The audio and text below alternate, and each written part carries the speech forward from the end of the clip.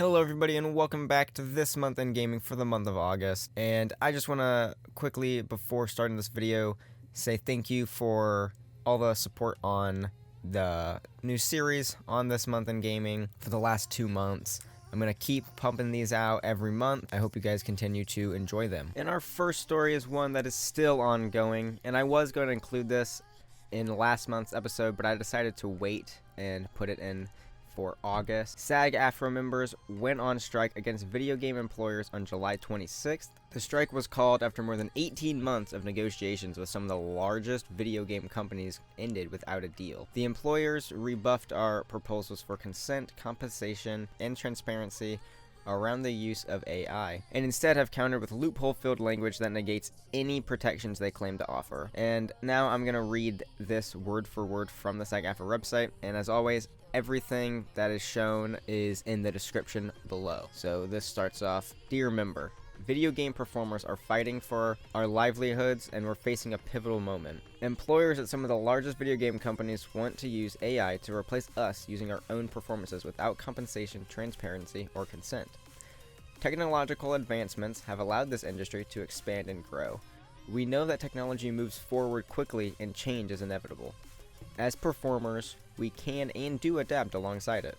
However, we will not be cut out of the industry we helped create. When it comes to artificial intelligence and digital replicas, we demand that performers retain the right to give or revoke consent and receive compensation and transparency for all such uses of their performance. This ask is entirely reasonable and feasible. We know this because independent and major studios have already signed on to our tiered budget and interim interactive media agreements, which include those protections. At the bargaining table, the employers have rebuffed our proposals and countered with loophole-filled language that negates any protections they claim to be offering. Employers understand that our members' performances have value.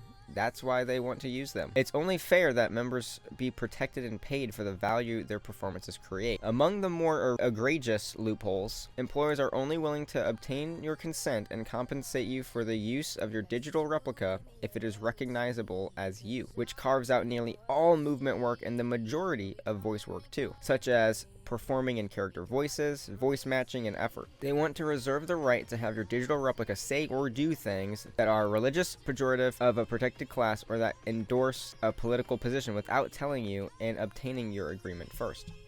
They also claim movement performers are not really performers, but rather data. And even though they continue to hire experienced professional actors and stunt performers to do this work, they are using this language because they don't want to give movement performers the consent, control, and compensation they deserve. So this is an ongoing story. I will probably have an update in next month's episode. So stay tuned for that. And yeah, hopefully they get a deal done because I would like to see all of these performers, get what they deserve. Black Myth Wukong released recently as of recording this, and more than 37 million players were online on Steam for the first time in the PC's platform history thanks to the raging success of Black Myth Wukong.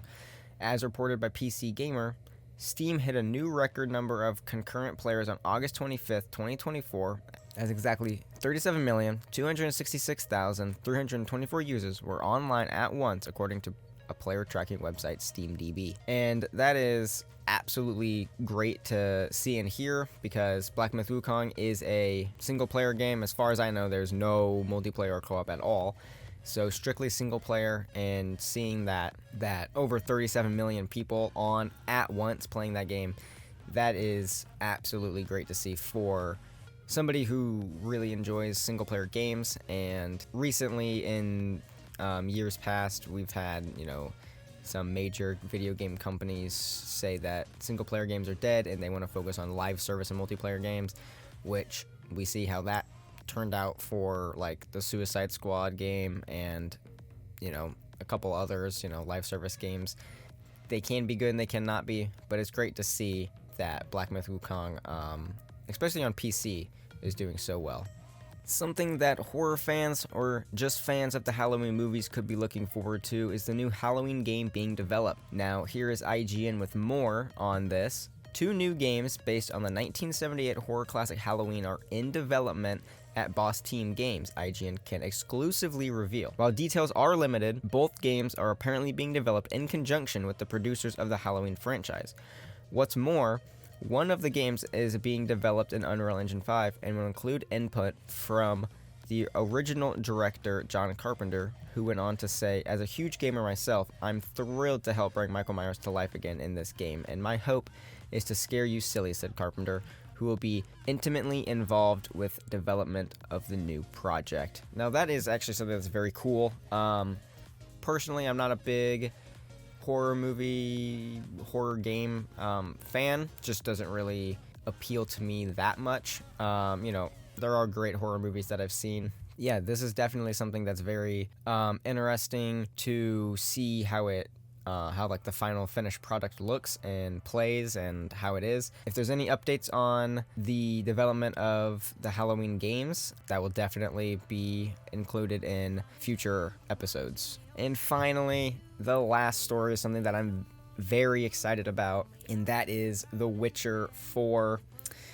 And there's some new news about the game, and I love The Witcher and its universe.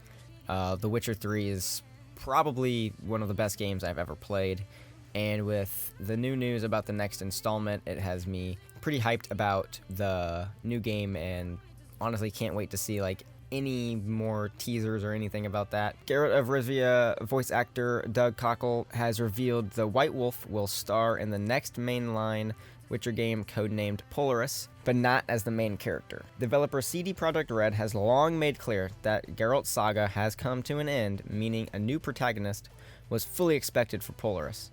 But this is the first confirmation he'll be in the next game at all, and fuels some rampant fan theories. Cockle didn't share any specific details about Geralt's role in Polaris in an interview with Fall Damage, but did confirm his involvement. And he went on to say, "I can't say anything about Polaris," he said. "What we know is that Geralt will be part of the game, we just don't know how much, and the game won't focus on Geralt.